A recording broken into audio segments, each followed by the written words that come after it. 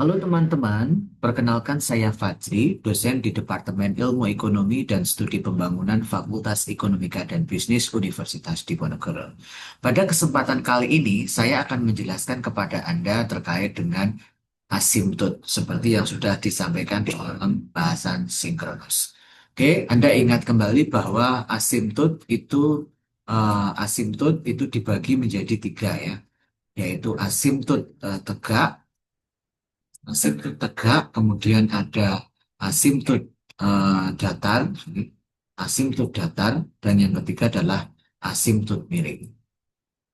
Ya, jadi asimtot miring. Saya tulis ulang, asimtot datar dan asimtot miring. Dan asimtot miring. Ya, nah, ada tiga jenis asimtot. Nah, kapan itu asimtot tegak itu berlaku? Ya, asimtot tegak itu berlaku pada saat limit X mendekati A untuk fx sama dengan plus minus tak hingga gitu ya. Artinya, artinya, artinya kita akan menggunakan penyebut penyebut sama dengan nol. Ya, jadi PNY ini penyebut ya. Selanjutnya, asimtot datar itu terjadi pada saat limit X mendekati tak hingga untuk fx itu sama dengan Y itu sendiri. Entah itu nol, entah itu angka, nah itu bisa didefinisikan asimtot datarnya. Nah, artinya begitu. Nah, asimtot miring itu terjadi pada saat limit X mendekati tak hingga daripada fx itu akan sama dengan limit X mendekati tak hingga dari hx dikali Rx dibagi Qx kayak gitu.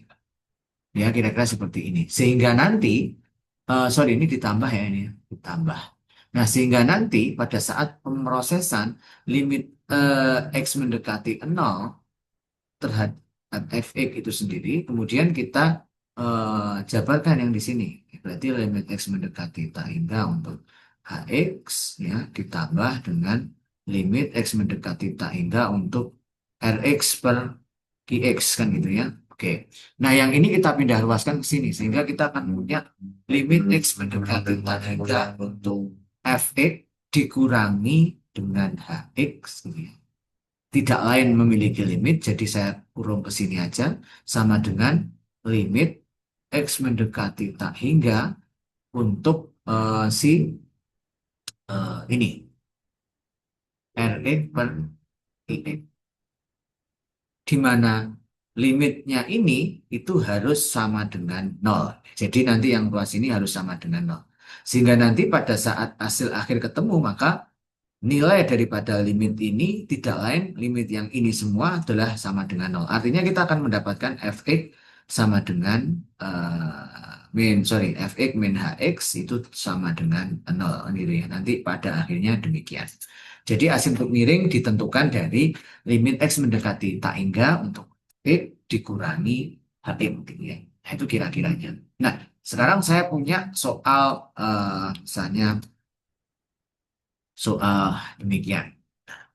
Saya punya soal fx sama dengan x pangkat 3 min 5x kuadrat plus 3x min 1 dibagi dengan x kuadrat min 3x plus 2. Nah, ciri-ciri yang paling utama ya teman. Asimtot miring atau belik asimtot itu terjadi pada saat fungsi fx per gx, misalnya gini, saya punya fungsi fx per gx, di mana pangkat daripada fx itu lebih besar daripada gx-nya. Ini pangkat ya, ini nanti pangkatnya. Pangkat fx lebih besar daripada gx-nya. Ya. Oleh karena itu, ini berarti mengandung asimtot miring. Ya. Nah, oleh karena itu, apakah kemudian asimtot miring secara absolut itu hanya ada di dalam fungsi ini? Belum tentu juga. Kita harus melihat penyebutnya seperti apa. Jika penyebutnya merupakan fungsi, maka eh, dimungkinkan dia juga punya asimtot tegak. Oke, jadi sekarang kita definisikan dulu. vertikal asimtotnya, nah, seperti ini, itu terjadi pada saat limit X mendekati A untuk fx itu sama dengan plus minus tak hingga. Gitu ya. Artinya limit X mendekati A untuk X pangkat 3 min 5X kuadrat plus 3X min 1 per X kuadrat min 3X plus 2 itu sama dengan plus minus tak hingga. Kan gitu ya. Nah, dengan demikian, untuk mencapai nilai plus minus tak hingga, maka penyebutnya harus sama dengan nol. Oke, nah berarti penyebutnya harus sama dengan nol. Eh, di sini berarti kita tulis artinya x kuadrat min 3x plus 2 harus sama dengan nol. Oke, berarti kita akan hitung x kuadrat min 3x plus 2 sama dengan nol. Faktorkan faktor dari 2 itu tidak lain adalah 2 kali 1 untuk menghasilkan min 3, maka masing-masing diberi negatif seperti ini. Berarti x min 2 dan x min 1. Nah, artinya x sama dengan 2 atau x sama dengan 1. Nah, ini vertikal asimtotnya. Ya, vertikal asimtotnya itu. Nah, sekarang kita akan hitung obelik asimtotnya. Ya kan? OA-nya. OA-nya itu tercapai pada saat eh, apa namanya limit x mendekati tak hingga untuk fx sama dengan limit x mendekati tak hingga untuk hx ditambah dengan Rx per Gx. Gitu ya, dikurung. Nah, artinya nanti kita akan memindahkan HX ke sini, berarti limit X mendekati tak hingga untuk Fx-nya, gitu ya. Fx-nya, Anda tulis Fx-nya dulu. Fx-nya adalah X pangkat 3 min 5X kuadrat plus 3X min 1 per X kuadrat min 3X plus 2 sama dengan limit X mendekati tak hingga untuk Hx ditambah Rx per Gx. Gx ini. Nah, kira-kira ini. Nah, berarti kita harus menentukan nilai ini. Analoginya